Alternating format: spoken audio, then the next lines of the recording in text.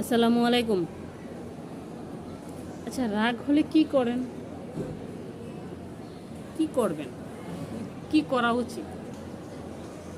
আপনার রাগ হয়েছে, অফিসে আছেন, বাসায় আছেন, খুব রাগ হয়েছে। বাসায় রাগ হয়েছে, চিল্লাচিল্লি করছেন, ঠিক আছে। তো অফিসে রাগ করছেন বা রাস্তায় কারোর সাথে ধাক্কা লাগলো, এখন আপনার খুব রাগ হয়েছে।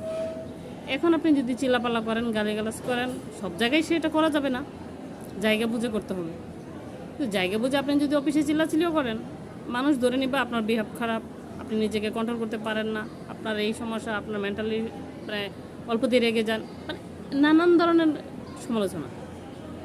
তো এইসবের থেকে রাগ হলে চেষ্টা করবেন, যাকে নিয়েই হচ্ছে, যেটা নিয়েই হচ্ছে, সেটা থেকে একটু দূরে থাকেন। যে যাই বলো, কানে তোলা দিয়ে একটু দূরে থাকেন, একটু চুপ থাকেন। আপনার কিছু বলার থাকলে সেটা 5-10 মিনিট পরে বলেন।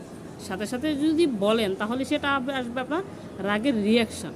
কিন্তু 5-10 মিনিট পরে যদি বলেন তাহলে সেটা আপনার রিয়াকশান না, সেটা থাকবে আপনার রিপ্লাই।